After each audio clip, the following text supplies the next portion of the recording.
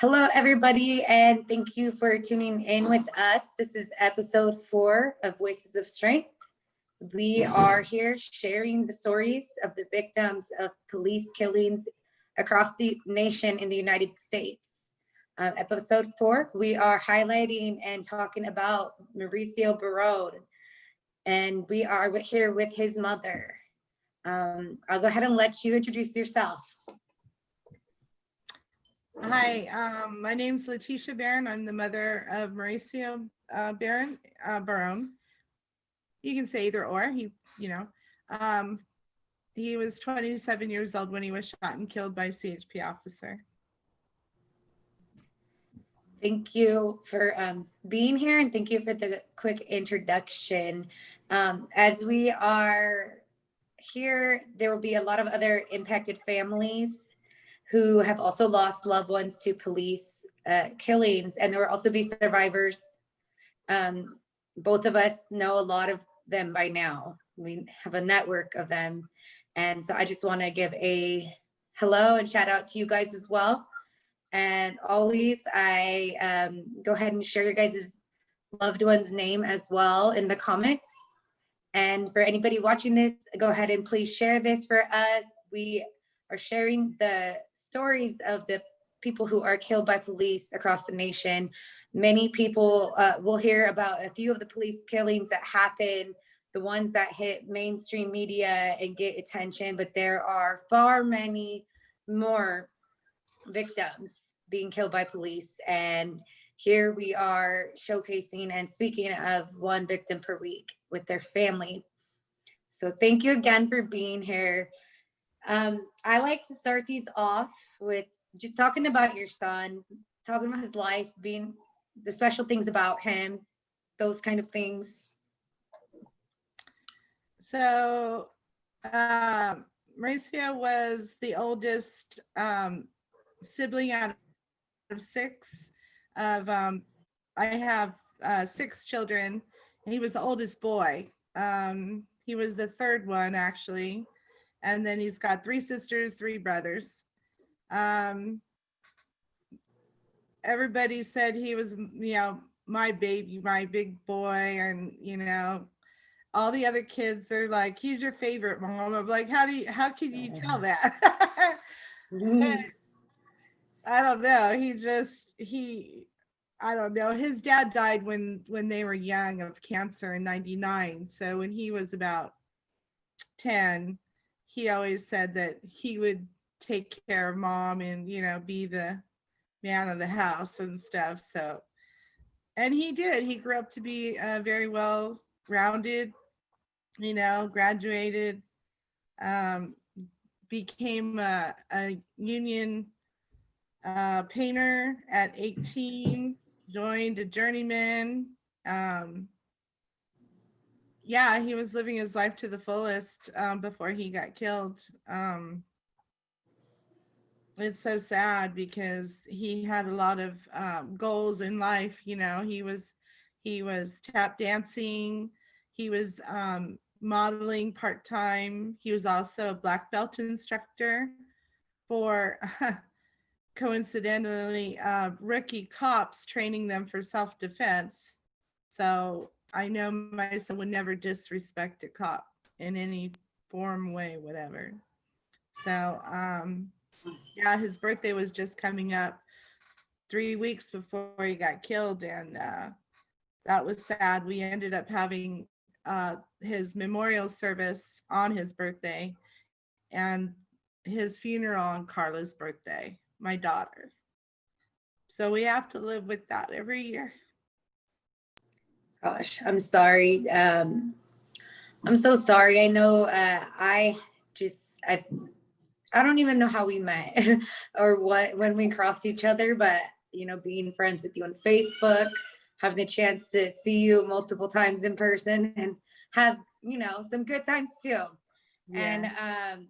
And, being friends with Carla on Facebook, I just feel like I know your guys' family, and I can feel, that family love. And even when you're saying they're like, he's your favorite, I think all of us kids do that to our mom. And the way you respond, like, how'd you know? I said, no, that means that's, I've seen my mom do that. So I know, I know that, but you know, that's really, you know, I don't think people quite understand, besides, you know, those of us, how much it truly impacts all of us and how long it lasts there. It's there. Forever. Yeah. And I didn't quite know that either yet, that he was the rookie cops, that he was working that detail. That's interesting, you know, it just Yeah. adds. And then I seen as Yeah, I they was made him making, out. oh, go ahead. No, go ahead. Oh no, I was just gonna touch base on the dancing pictures as I was making the video, you know, just seeing some of his hobbies and just that big old smile. And I'm gonna share actually a video in just a moment as we're speaking, so that people can see his face and the person we're speaking about. So siblings, six kids, right? You said 6 kids. Yeah. How are the siblings? Just from your perspective, sharing as a mom, you know, if you could touch a little bit on that, then we'll get started with the other stuff.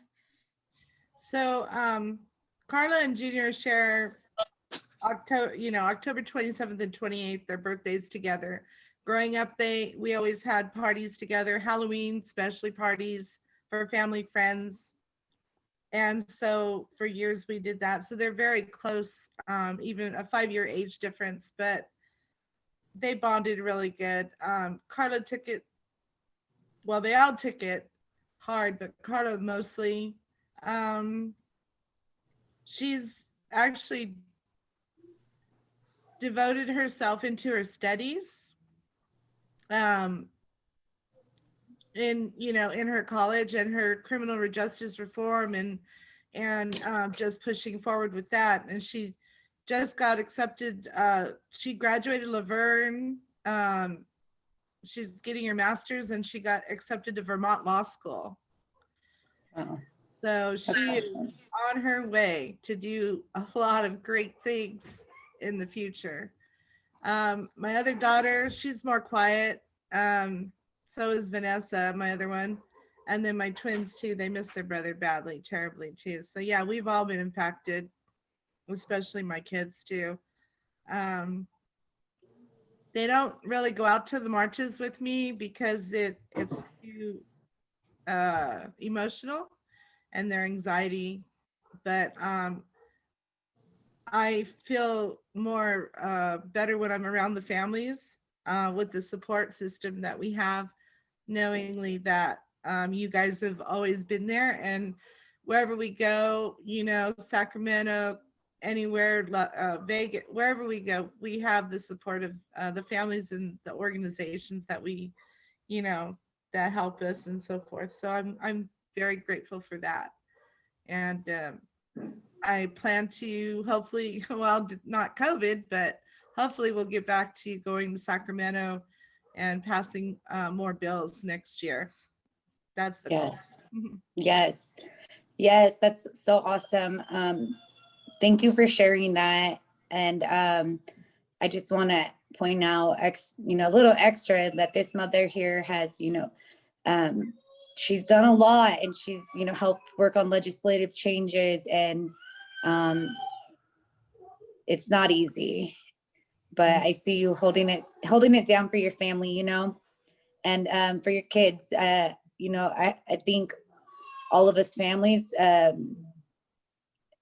members have a different way, our own way of coping with it or dealing with it. So you see that a lot, like we'll see some families that have someone that's out there a little more, holding it down for the family. So much love and respect to you. Thank you. Okay, so can you guys see the videos as they're going? The picture? I see you. Oh, you see me. That's not what you're supposed to be seeing. Okay, let's see. I see you at a protest with the microphone. Okay, so it clicked out. Okay, I think Okay, still there getting a you little getting adjusted to this Zoom, but I'm gonna get the videos up there shortly. If not, then if it doesn't play because I'm using my phone instead of the computer like I did last time, then I'll edit it in before I broadcast it. So, okay, so let's go ahead and let's go into just wherever you want to start with sharing, you know, what happened to Mauricio. So, the Wednesday, well, the short story. I mean, there's a backstory, but I won't go into detail. I'll just do a short story version. My son was normal, everyday person going to work and so forth at his job. And I guess on a Wednesday, he went to this restaurant grill bar in Riverside, California, and he was waiting for his girlfriend. And they never, well, girlfriend and cousin, whatever, and they didn't show up. So unfortunately, he was sitting next to this person of interest he never met before. And this guy was asking my son about, guns, bulletproof vests, and just weird stuff. My son was kind of alarmed. He kind of got alerted to that effect, and he didn't really feel comfortable. Why this guy was asking him questions and so forth. And this guy was a person of interest in a shooting that happened in San Bernardino, and he said he was laying low, from the FBI, so forth. Anyway, that was when my son said, "Oh, nice meeting you, got to go." Next day, Junior calls me. I call him Junior. Calls me, and he's definitely fearful. He's scared. He's like, "Mom, I met a bad guy. I don't know what to do. This and that." Told me the story, the background. He called his coworker and his friends, his sister, and said this exact same thing to us. And I said, "Call the cops." So he called the cops, and they thought, "Oh, this guy's just full of it. He's out there, whatever." They didn't help him.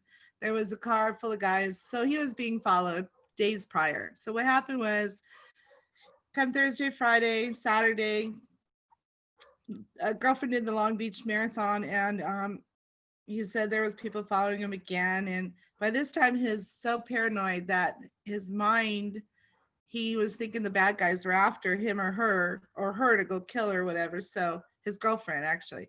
So basically, he was losing sense of, like, his paranoia was setting in, or either he was drugged. We don't know. To that point, we don't know what happened to my son. All I know is, come Sunday, we tried to get him help. He didn't want to go in. He wait for the doctors, so he went up the hill and he rested. The next morning, his friend brought him down the hill at 6 in the morning, my daughter, and that's when my daughter called and said, "Hey, Mom, you need to get here. Junior's really, really bad." Every siren, every helicopter, he's like, "Come on, Mom, the bad guys are coming." I mean, I've never seen him act like this before, ever. It was like he was on something, like he might have been drugged or something, and he's not a known drug user, nothing, no record, And so it was just alarming to see him act like this and different, and we were all just worried. So I said, "We need to get you help. They'll go it." "Okay, Mom, I'll go." Well, then his one of his longtime best friend brothers, grew up with since grade school, whatever. He said, "Hey, how's Junior?" I said, "He's not doing good. We need to take him." And he goes, "Well, let me take him. I'll. And I'm telling you the story is only because the lies that they perpetuated on the news media and to this day have never been rectified. It's been 4 years. And as a mother, for them to lie about uh, a story that they don't even know what happened in the background, they just assume. Anyway, so he picked him up, got in the car, and they were on their way to a hospital, mental health, whatever. And I got a text, and it was very hard. Uh, his friend said, hey, he just pulled a knife on me and took my Bronco or my car. And I said, oh my God, call the cops. I don't know what was in his mind. He goes, he wasn't trying to hurt me. He is asking me about my guns for protection. And so he vacated the Bronco.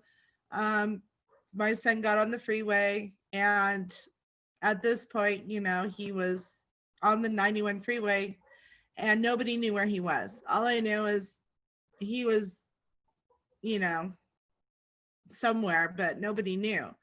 So I called CHP and said, hey, where's my son? You got to find my son. I know where he's going. And they said, how do you know? I said, I believe he's going to his girlfriend's work.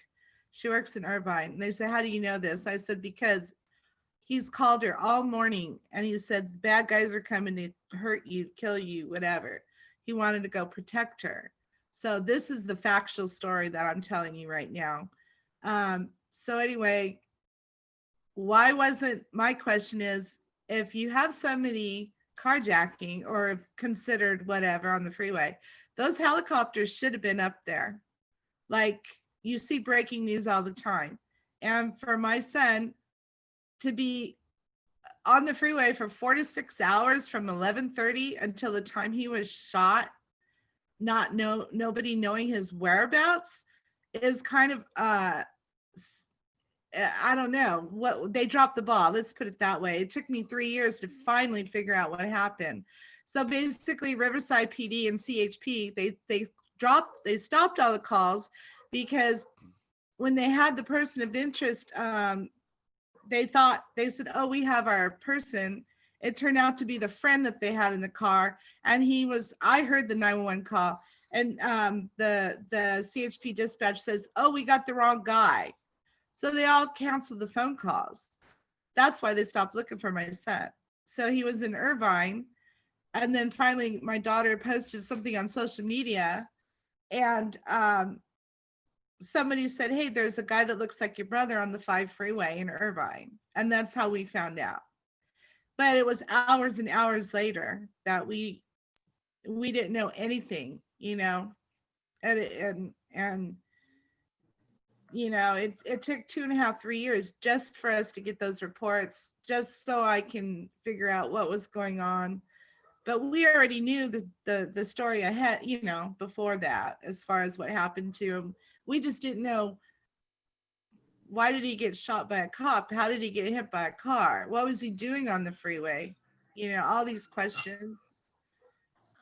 So just for people that are watching that aren't familiar with it, I want to just go back a little bit. So what was the time frame from him having that interaction, the first interaction with the man, to when? Yeah, so it was Wednesday, October 5th, and then Thursday, Friday he was being followed. So Thursday, Friday being followed, Saturday followed, and then Sunday his mental health or his paranoia just started setting in. So he feared that they were just days. Huh? Yeah. So it was just a few days between his death. Yeah, just a few days. Yeah. And he called 911. There's messages to Riverside detectives about, I even saw the 911 dispatch. He said he has a safety concern about a guy he met. He goes into detail about meeting this guy and what he was doing. And he also called the FBI. He also called Homeland Security. And nobody helped him. I don't understand it. It really upsets me.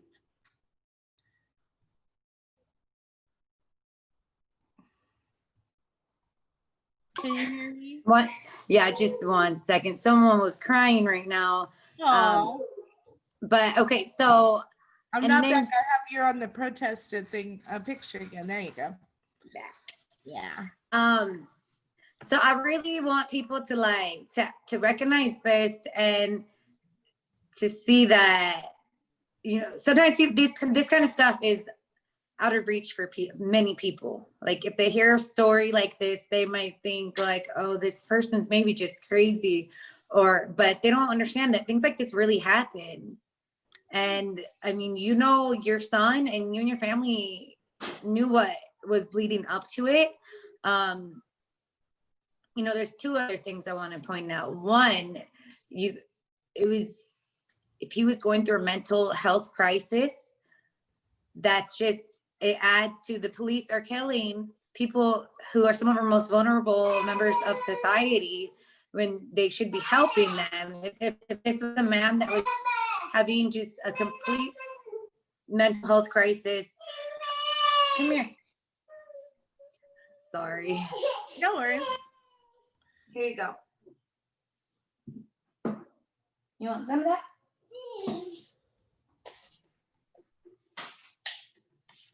Okay, you can't play with that. Okay.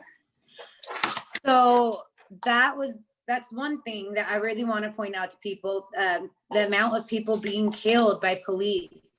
And then the other thing is like, just like I was saying, people think these stories not possible, but after everything that people like you and me have seen and have like lived firsthand, it's just, you know, we have to pay attention to the facts, and those are the facts of leading up to his death. So let's get a little let's go into, so he was first, you know, he ended up on the freeway. He obviously was scared for his life, like you said, ended up on the freeway. Then he got hit by a car just on the freeway. So yeah, so what happened was we got a call, some detective or somebody called my daughter, and we were still in Riverside at this time at 9:30 at night on Monday, October 10th. And they said, oh, you need to go to this hospital. You know, your son got hit by a car. And I don't know, I don't remember hearing anything about an officer involved shooting at that time. I think it was when I got to the hospital, it turned into that. And so before that, we were on the road. I got all my kids together. I said, meet me at this hospital, OC Global in Santa Ana. And so we're on our way there. And they stuck us, we get there and I just, you know, where's my son? There was a lot of friends and family. They saw the breaking news. They saw this happening on live TV. Okay. They knew it was my son. They knew. And so these people were all there at the hospital before we even got there in the waiting room. People started yelling and screaming, you know, let the mother see your son, blah, blah, blah, you know. No, they stuck us in a freaking room. The cops were everywhere, the guards, security. They stuck us in the room. We're crying, you know, and we're asking, where's my son? Is he, you know, and they said, oh, we're still working on it. We still have a video. We have them saying all this lies to us, you know, cover up. And, oh, our hands are tied. You have to wait till the CHP come in or the district attorney. So all of a sudden the news comes on, breaking news in front of the hospital. And there's Paul Fox. Oh, succumbed to his injuries at local hospital. It's like, why are you doing a live feed in front of the freaking hospital while I'm sitting in a waiting room, not even knowing if he's dead? I broke out of there and I had it and I was done. They wouldn't let me see. I broke into emergency room. We have a video of that. There was 6 guards, six cops guarding that door. And I rushed them and they wouldn't let me, you know, they picked me up, carried outside, you know, I'm screaming and stuff. They're like, what are you guys hiding? What are you doing? And it was all bad. So we had to wait for the DA to come in at 2:00 in the morning and tell me what we already knew. that he had passed, you know. And so that was the worst day of my life, like to hear that and see that on the news and not know exactly what, why, how at that moment in time, you know. It was just horrible. And they treated us. I asked for we're Catholic. I asked for a priest for his last rites. They didn't honor that. They didn't care. And then later on, the coroner, the one that was on the news or the TV, she shows up. Why does she show up at the hospital? You know, the coroner's on there and she's bringing this box in. We don't know what's in the box. We're like, what are you guys covering up? What are you guys doing? You're hiding something, but you're not telling us, you know. Anyway, yeah, that was the gist of it. Yeah, he did get hit by a car. The lady that hit him, she was in the carpool lane, single driver, young girl. She said she was only going 25 miles an hour, which there's no possible way because he jumped the center divider to get to the southbound I-5. And one of the officers said, oh, he was hit at 65 miles an hour. So he managed to hit his body and get back up and go across the side of the freeway where the motorcycle officer approaches him, and they said he was still on foot. But that's the whole part of the story, because we don't have no witnesses. We have no body cam. We have, You guys need to keep trying though. No, I'm trying. we have nothing. There was a UPS driver that we should have had in our court. They should have subpoenaed, look for this guy, because I believe he saw everything and he would be the person to know everything, but they never did. And so it was the cops were against my dead son. That's how, you know, but what they said that my son did, there's no possible way, because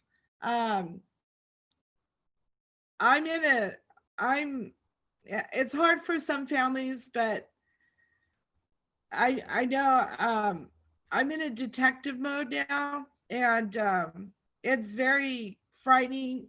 I know, to see the autopsy, the injuries, the photographs and all that. But if you take yourself outside of your body and you put yourself in a crime scene movie like a forensic or whatever, and you start delving into your whole file, your police file, your reports, your hospital stuff, everything, you will find,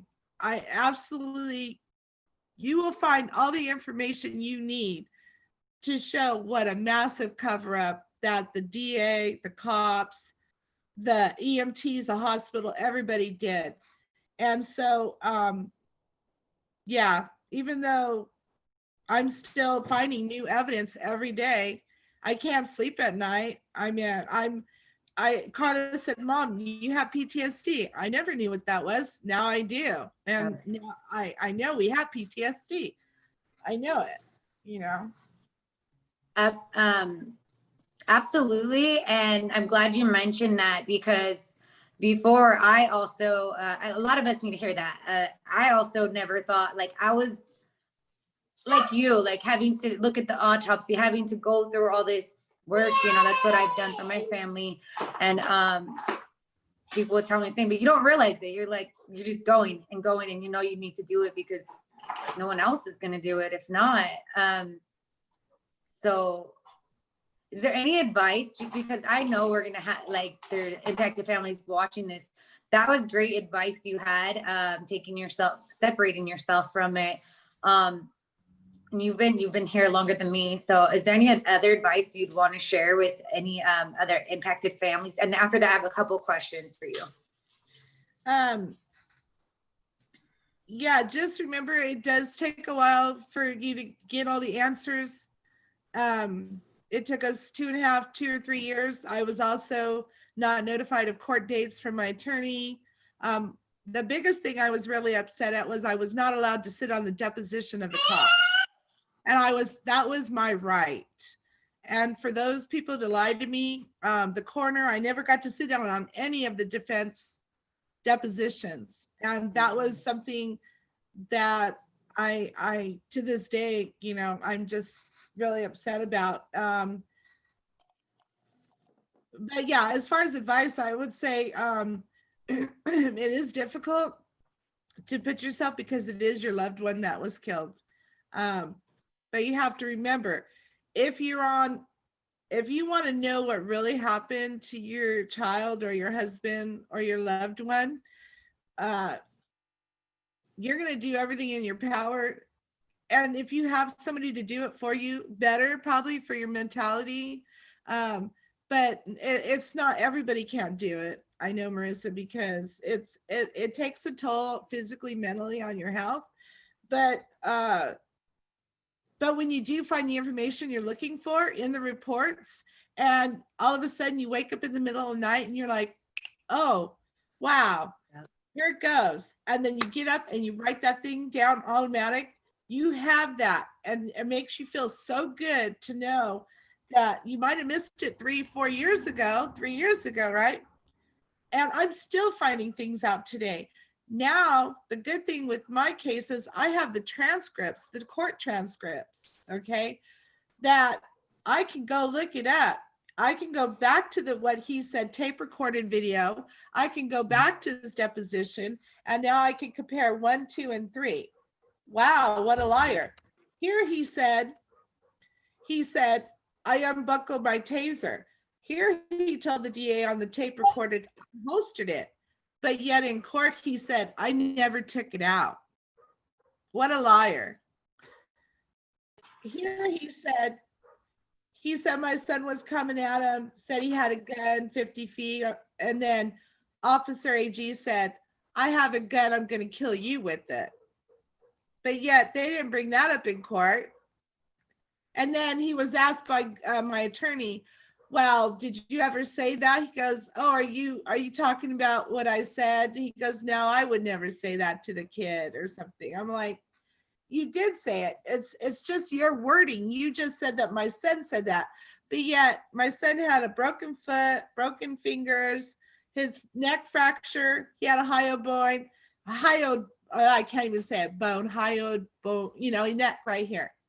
So tell me, if my son could go 50 feet yelling at a clock, 50 feet on a freeway with sirens going, traffic going on the northbound side, him wearing a helmet, and you can hear somebody 50 feet say, I have a gun, I'm going to shoot you, to a cop. Yeah, right. I mean, that is one of the most obvious things I think about your son's case and just everything. How the hell is he going to be hit by a car? Yeah. And then the officer's going to fear. I mean, that's when you said that the lady mentioned going 25 miles per hour, I'm thinking on a freeway. Right. Yeah. So, it's just common sense at this point. It sounds like to me, like, if you see someone get hit by a car, like in that manner, that she didn't even pull over. She exited the freeway. She went to Irvine Spectrum, and she sat there and called her boyfriend first. He said, call 911. You just hit somebody. Now, if she would have stayed on the freeway, maybe the officer wouldn't have shot my son. Why would she? Yeah, but yet she's a victim. She actually is a victim in this. And I didn't understand that, because it was a hit and run, actually. Yeah. And they wouldn't show the pictures. I didn't see the damages to her. She had a Lexus or a car, whatever, but it was more damage than what they said. They said minor in the police reports, but I saw the photos. It was pretty. I saw my son. He was blunt force injuries to his body. Yeah. So, and then what's really awful is that 2 years later, so after we lost in court, I went to the coroner to go get the report, and they said, oh, Miss Barron, we have a clerical error. They said that the neck fracture never happened, and they backdated it, and they said 2 years later, oh, his neck fracture.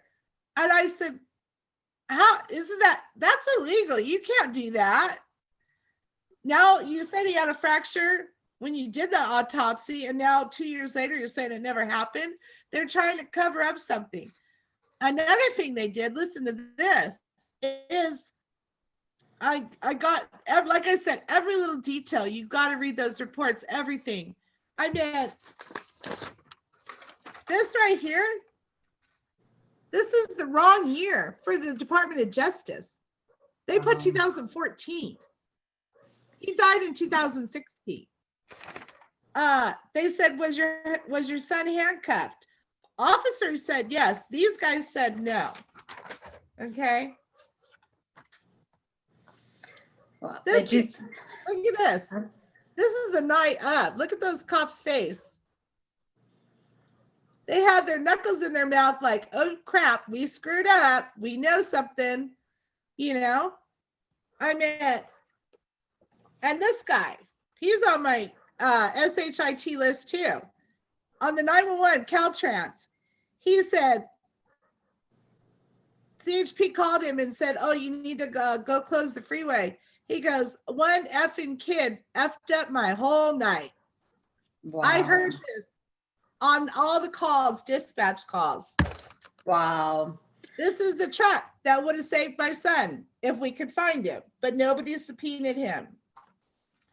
Now, mind you, this is the officer's bike. If you see where the shooting happened, he said my son went around to the rear of the bike and he shot him straight across. But if you look closely, he shot him in front of the bike.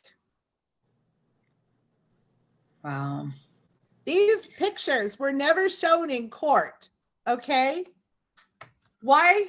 Because nobody did their job. The other thing, the biggest thing is because they said he had a knife and blah, blah, blah. He was suicidal, which is bullshit lie. They said, oh, wow, the night of, we found an X of blood circle. Okay. Now, right here in the corner, right here, they said, oh, we found the knife in the jacket, right? But yet at 6 o'clock or 6:30 that night, a man over the Parkway Freeway, now that's rush hour, he said he saw a guy just sitting on that, on this, you know, on this circle thing right here, just sitting there, minding his own bit, not doing nothing. And then all of a sudden he got on the freeway, got shot and stuff. But what's weird about it was, I know my son didn't do that. You know why? Because he vacated the Bronco in Irvine. And after the call came in, they found it in the afternoon, about 3 or 4. The owner of the Bronco called me and said, oh my God, it looks like a crime scene. There's blood all over the Bronco. And I go, oh my God, what happened? There was a broken beer bottle. So my son either was being followed or concussed on the freeway, whatever got him to that level. But what's weird about the whole thing was the very next day, they did all the aerial photos. You know how they go out and do the crime scene photos and stuff? Yeah. Okay, so that circle that I just showed you in that, some man, Junior's age, I'm not even going to say, went to work walking, waited all day to call that in on Tuesday night and said, oh, I found this. It might have something to do with the man that got killed on the freeway. Okay. Now, what's weird is the aerial photos the next day, Tuesday morning at 8 or 9, do not reflect. Luckily, I had him, but real close. There is no knife. There is no circle. There's nothing there in this picture. It was staged. And I have the proof. See, and this goes back to, you have to become the detective. You got to do the lawyer's job and putting the evidence together. Wow. That's a lot already. And I know that what all you've shared doesn't even scratch the whole surface of the story. No, and Marissa, when we were doing the AB 392 bill, remember? So that was, you know, May and in June, July, August, when we were doing all the passing of the bills in Sacramento. So Officer Agee took it upon himself to write on his Facebook page that AB 392 would put officers at risk. You know, we can't have this bill passed, blah, blah, blah. So he said another scenario. He said it's dusk and law enforcement gets a call to a person yelling, "I have a gun, I'm going to shoot." Law enforcement arrives and the person immediately puts their hand behind their back as if reaching into the waistline and charges the officer yelling, "I have a gun, I'm going to kill you." The officer repeat orders the person to stop. He continues to charge, quickly takes a shooting stance, punching out his arms and going to shoot the officer. The officer fires 2 times, the person's killed. After investigation, the person said he had a phone in his hands, but holding it like a gun, forcing the officer to shoot him because he wanted to commit suicide. This was my son's story. This freaker used, unfortunately, the only 2 things he changed in it was cell phone and going, 2 shots or whatever. But I could not believe this when he used my son's story. That is sick. Yeah. And forgot the part where the man was just ran over by a car. Yeah. My goodness, that's awful. And that's something you dug up or came across on your own as well? Yes, I did. Let's put it this way. I think he knows what he did. I don't know if one day, if I ever see him again in court, or he's going to come up to me and apologize. I don't know. All I know is he's a godly person now. He's changed his ways. He's a pastor, a youth pastor at his church. What? They moved him while I was doing court. They moved him. He said he got tired of Southern California. All the officers were moved from my case. Even one of the detectives is gone now. And so, he's all church going. Everything it's all about God. That is very, very disturbing to hear. That is so disturbing. There's a video on YouTube. If he hasn't taken it down, it's called "It Doesn't Matter" by Dan Agee. And basically, it's his first time talking in church. And when I came across this video, I don't know how, but I have to say that when you're doing all this work, and Marissa, it might happen to you and happen to other mothers and families. It's almost like your loved one, your dead loved one, is coming in and finding you all these answers, helping you with these. And you're sitting here like, wow, how did I find this video of this? Or how did I get this from AG? Like, it just shows up, like magic. And it's good because you're trying to put the puzzle together. And so this video, he said, it doesn't matter. And when I listened to it, it's about church, and he goes through all the people in the Bible that were sinners and then killers, and it doesn't matter what you did. Doesn't matter if you killed. Doesn't matter if they told you to lie and cover up. Da da da da da. And I was like, wow, you're actually serious? God forgives. That's what he kept saying. God forgives you. I was like, yeah. My goodness. That's just sick. And you know what? I definitely relate. I've had my moments like that as well. Like you mentioned earlier, where you wake up in the middle of the night or something just clicks. I've had so many moments like that. And I also have felt at times that I'm being led to these answers, or crossing the right people, or being, given that extra hand from my brother who, I know you mentioned how close you guys were, and that was your boy and your favorite. But there's to me, I'm like, I couldn't not believe that they are still watching over us and guiding us through this. There's really some stuff that, we and nobody that should have to experience, their loved ones, especially. It's just awful. And I hope that as more people, as the show grows and more people actually listen to our stories, a lot of people, someone explained something to me the other day. He's like, he hasn't lost a loved one like this, but he's had his own story. And he said a lot of people have sympathy, but they don't have empathy. And at the end, they just, you know, if it's not, they don't care. And you know, Yeah, so what's happening now is after we lost my attorney immediately, it was almost like in court. It was weird. It was 7 jurors. That's it. Most of them, it was weird because they had law enforcement, family, friends, and it wasn't a jury of my son's peers at all. My attorney kind of sat there quiet. He didn't object very much on the state defense side. My forensic expert, who's worked with the FBI, who's done corporal, he's done really high profile cases. They banned him. They would not let him speak. He has all the evidence showing that my son was basically executed. Like, you know, he was asking for help. It's almost like he had his arm up, asking for help, and you know, he got shot in the head on the arm. And so we're going back in. So what happened was they decided to send me a threatening letter. You know, if I appeal it, they're going to try to sue me. And I just said, go ahead. I don't have nothing to lose. You already killed my son. So he signed off being my attorney, which is fine. And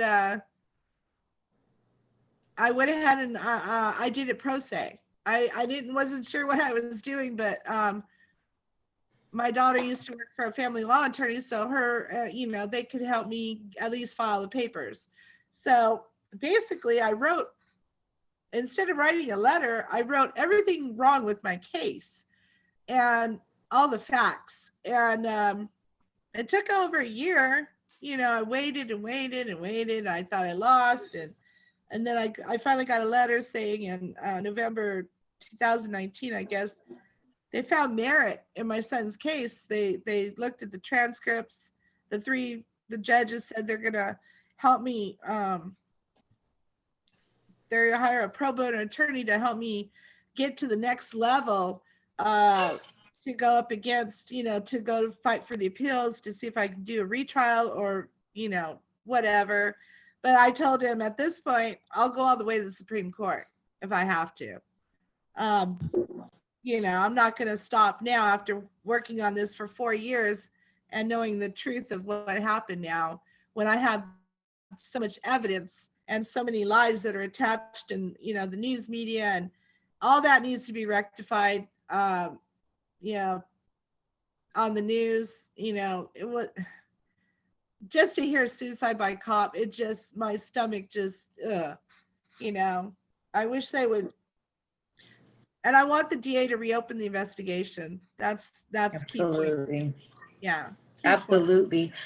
So I do remember, you know, when you were going through that process, you know, and you guys got shut, you guys lost, and they were going through the process. And I also remember when you got the good news of that, you know, you might have another shot in there. So I got to see that. I want to go back just real quick. I know you said you wrote a letter with all the things that were wrong, and just, you know, our quick convo right now, I want to point out a couple for people watching, you know, just the withholding of vital evidence. That is, you know, first and foremost, that's not supposed to happen in these courts, you know, in the United States of America, that's illegal. It seems like many of them are participating in it.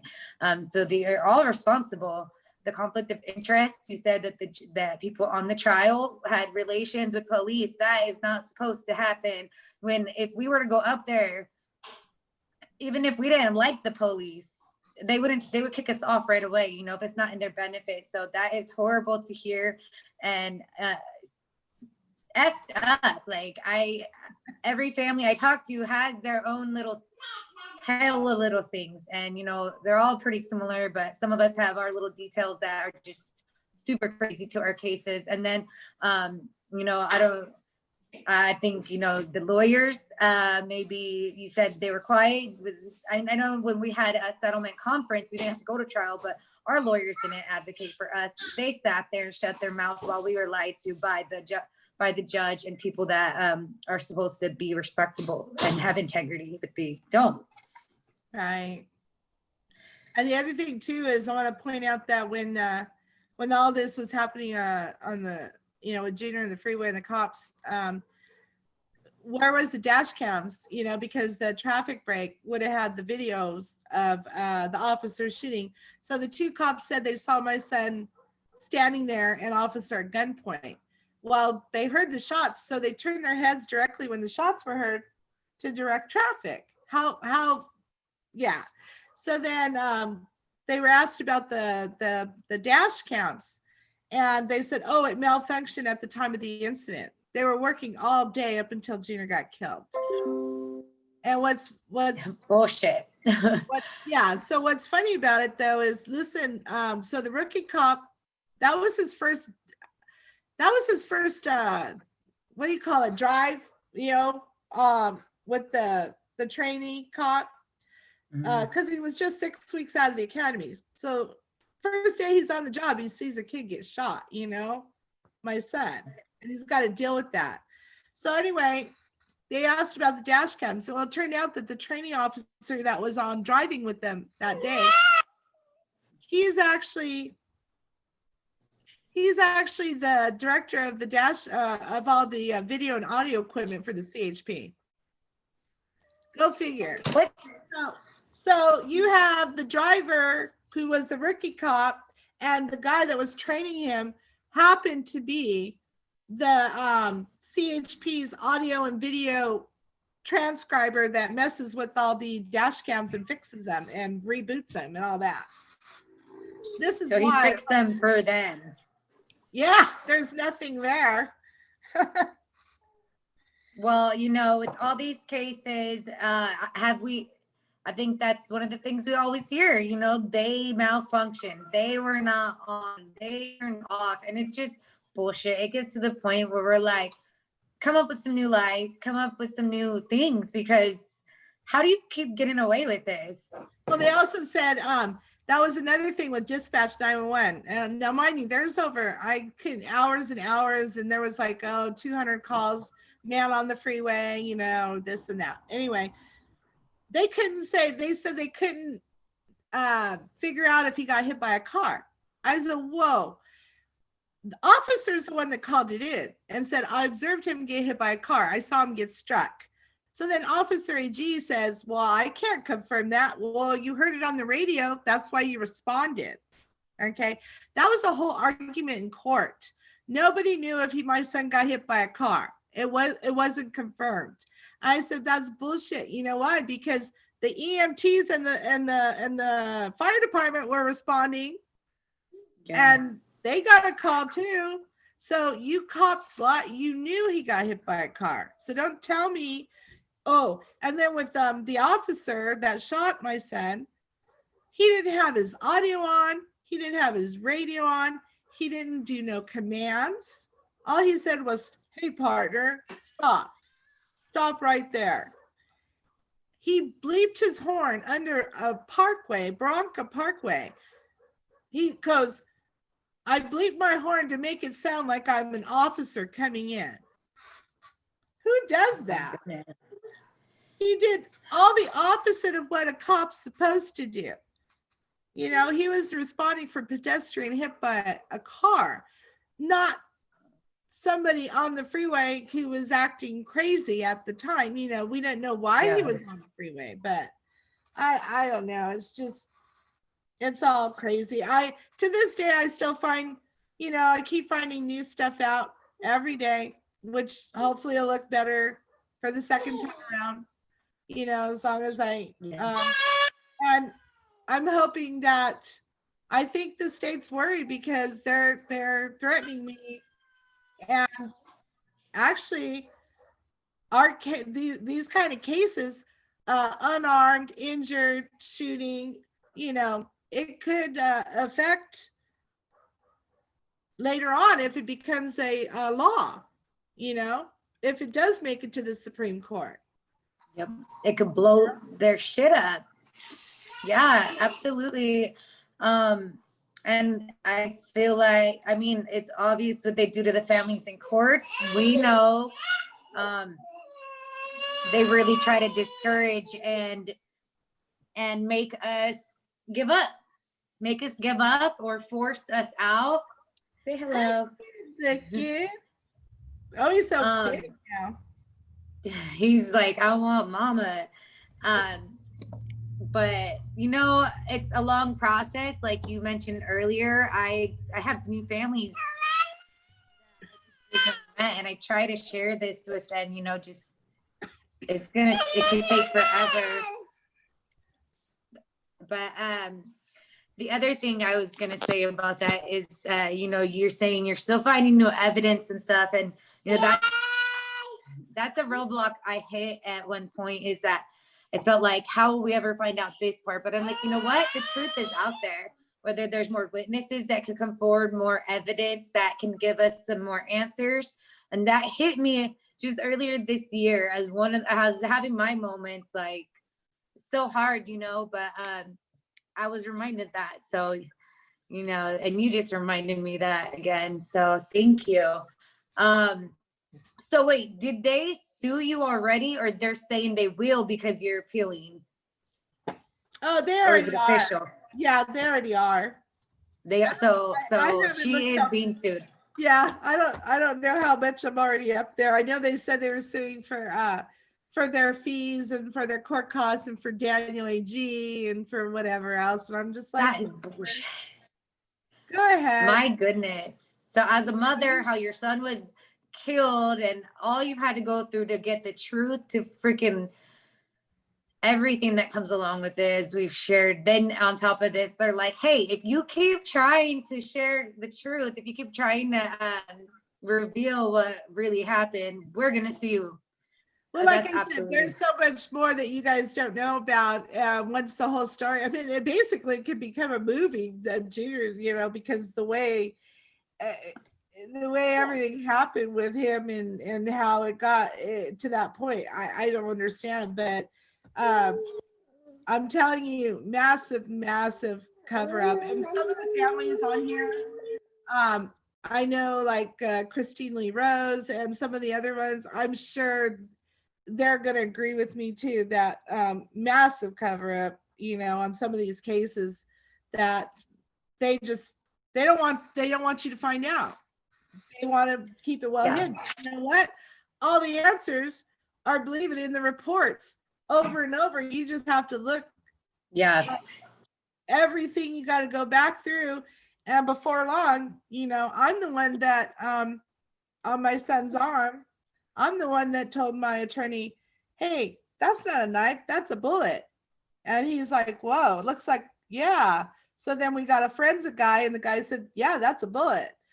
Well, they thought he was cutting himself. No, he wasn't cutting, that's a bullet. So that's another argument in court. Oh, but guess what? I just found, you're not going to believe this, in the transcripts, that coroner was so tight on saying he was cutting himself, and she screwed up. Finally, I got her. She kept saying, because my attorney said, oh, well, what's a graze wound? And then she told a graze wound what it is. And all of a sudden, she was using the verbiage, a bullet, the bullet, and I got her. There's one paragraph where she said, this bullet. Why? So prior to that, they didn't recognize that as a bullet until you? Nope. And I said, I just found that last week in my transcripts, rereading. Okay. And she's gonna, yeah. That's crazy. So yeah, every little thing, when you go back, even the t-shirt that he was wearing, they all, this is what's weird, all documented. The EMT, the doctors, the paramedics, they all said he got shot here and he got shot in the arm. It's all documented on all the reports. Yeah. So why would they change it, right? And then also they said my son had fireworks on him. Why would he have fireworks? Go figure that one. My goodness. There's fireworks on him because they're trying to cover up the gunpowder incident. Wait, so they said he had he had fireworks on his person? Yes, he didn't have nothing of fireworks on him. Now, mind you, at the hospital, they take everything off of you, right? They take and they log everything, okay?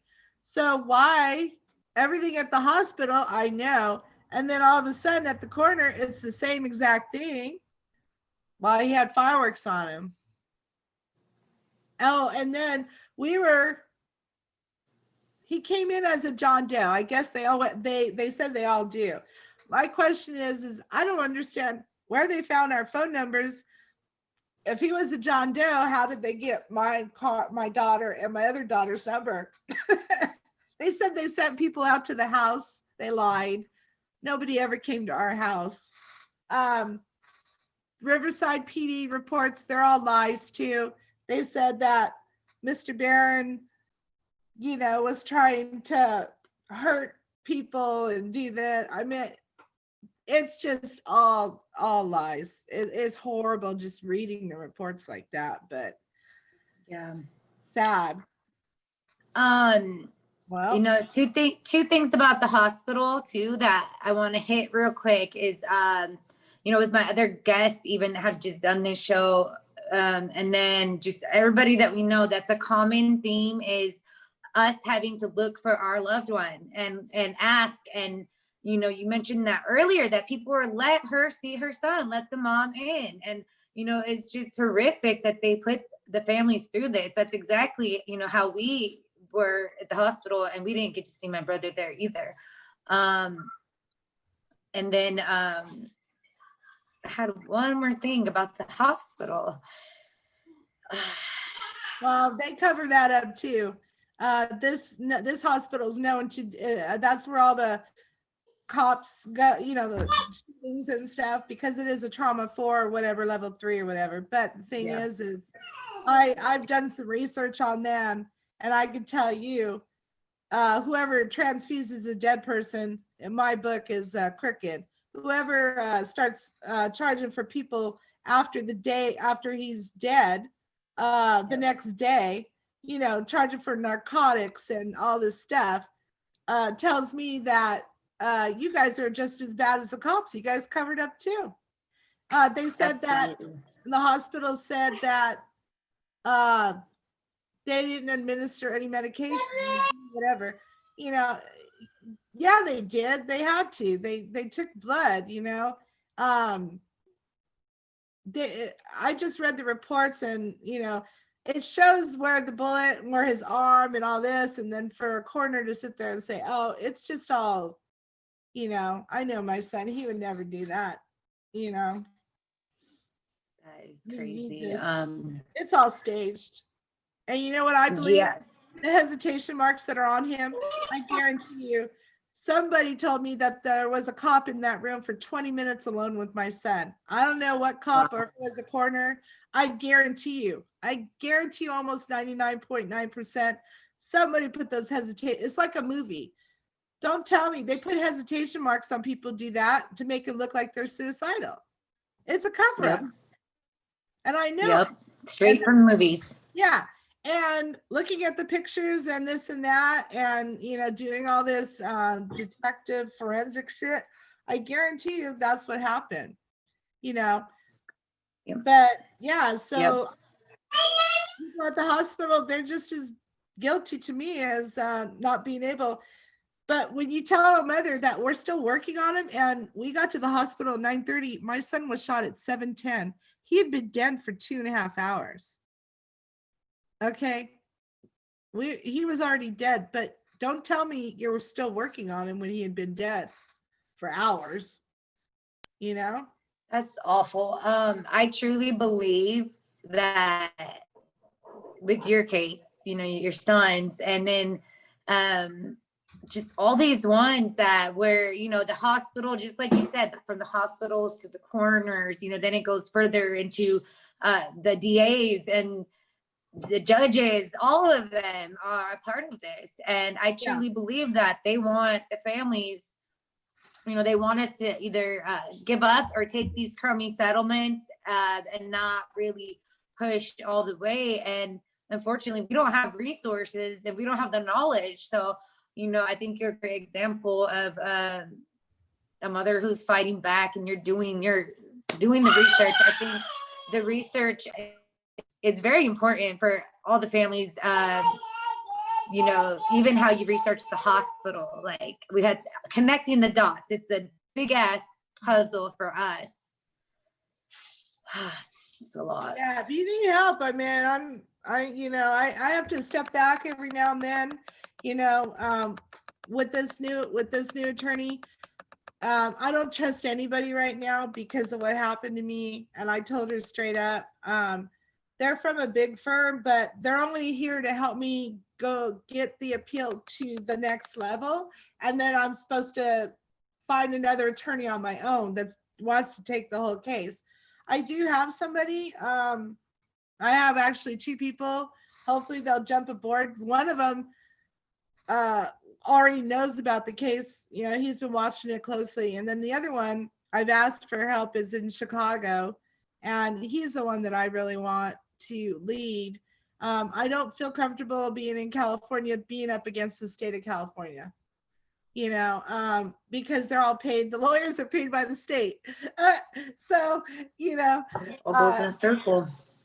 Yeah. So, I mean, if it was a city entity or, a sheriff department or, I might have a better chance, being in town and stuff. But at this point, the state has going against Attorney Becerra, and those guys, the Department of Justice. Well, I told that guy, the lawyer for the state, I said, it's awfully funny that my son, I said, you're the Department of Justice, right? He goes, yeah, we're the state. And I said, it's awfully funny that my son was asking for help days prior. Yeah. He was asking to report homegrown terrorism that he was being recruited for by some guy that has killed people and that he's wanted for, connection. But the San Bernardino County shooting buildings in 2015. I'm just going to be totally flat out honest. My goodness. And his ex-girlfriend, he told my son that her body, his boys took her out in the desert and shot her in the head. She is still out there to this day. No one's ever done nothing about it. My son was so scared for his life that he was trying to report to 911 to Homeland, all this shit. And instead he gets killed by a freaking cop. Gosh. It's so sad. For the longest time, I was mad at the guy that got him into this shit. But now I'm mad at the cop for killing my son. He deserved to die. I'm strong, but I'm not strong. It's okay to be weak when we have to be. But we can absolutely fight. Never give up. Never give in. Never. And for all those other families, our hearts are with you and our prayers. We know we've been through it. And we always have your back. I love all the people that I've met over the years, the support system we have. I went to Minneapolis not too long ago, and I met some of the people that were with me since day one. Lynn Eaglefeather, Gabriel, Christine Lee Road, all those people, they have a special place because they responded after my son was killed. And they don't even live in California.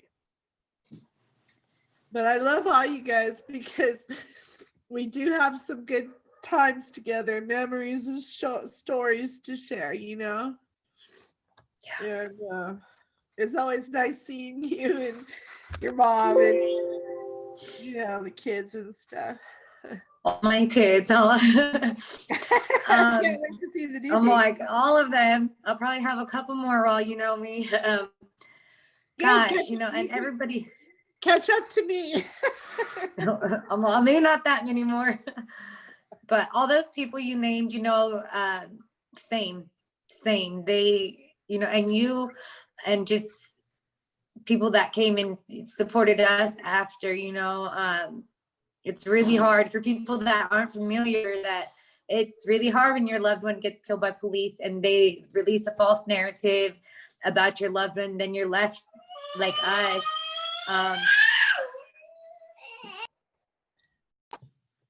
And there is even though sometimes I feel like, oh my gosh, there's, we don't have like support. And when I say that, it's more like locally, and family that doesn't really support, that you would expected. But we do have a community that is fucking awesome.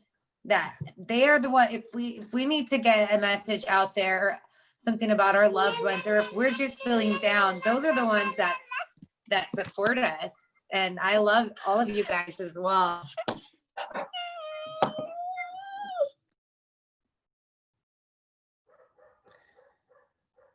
Say hi. He's so cute.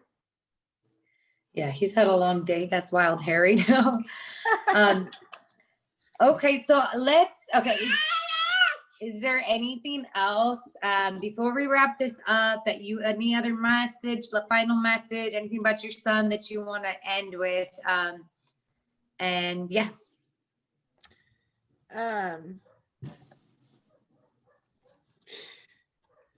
I just know that my son wakes up every day. I know he's in heaven with his dad now, and they're both our guardian angels, and they watch over us and so forth. I mean, holidays are always hard, of course, especially Thanksgiving and Christmas coming up. But if I have to say, I'm not being mean or nothing, but living in this COVID world,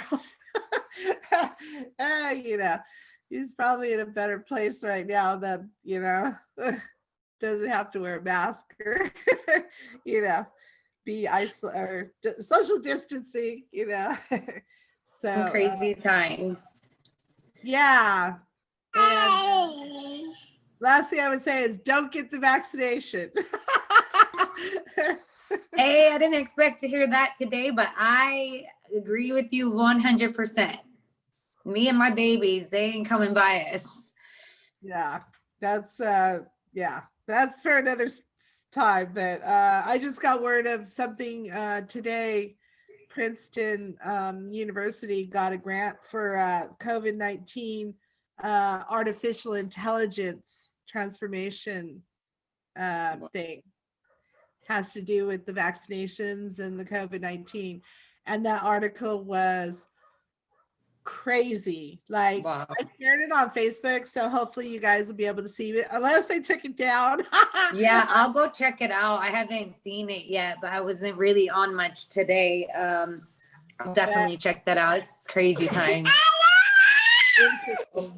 Yeah, we're good. I'll keep fighting, and you keep fighting too, and hopefully all the other families will keep praying for us, Okay, well, thank you for coming on with us. No, thank you. I know it's overwhelming, the story. It's not, but I just had to make it straight. I'm tired of being, what do you call it? Gagged or what gag order? Yeah. No more. I'm done. Yeah, and it's your right. That's your son, and there's an active cover up. So massive. I just want to end up by telling you, I truly, I've followed your son's story and talked to you a lot, and I truly believe that one day that there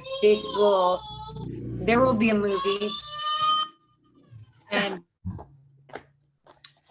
you got to get a handsome guy to star him though, and but I believe, I have a hard time these days saying like justice. I feel like that word is like a fairy tale word, but I do believe in vindication. And I believe that, the stories that were told on our loved ones and things will be cleared and the truth will come out. So it just takes time. I mean, look at some of our other justice sisters. They've been fighting for years, you know, a lot, 10 years or more, you know.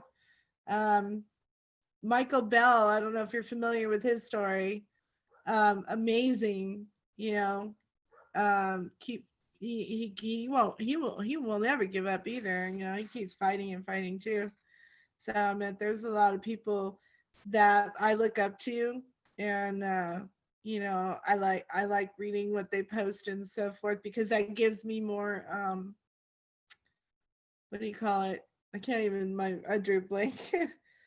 Gives me more oof to fight, I guess, to put me back in. yeah, no, definitely. There are a lot of, you know, great people on our side, you know, fighting the same fight. So smart, and the experience that they come with. And I met a lot of great people. So, okay, well, we'll wrap this up. Thank you so much for having us. And for everybody who watched, thank you guys for listening to our stories and wanting to support and actually hear us. Thank you. All right, we will talk to you later. You take care. All right, bye. Bye.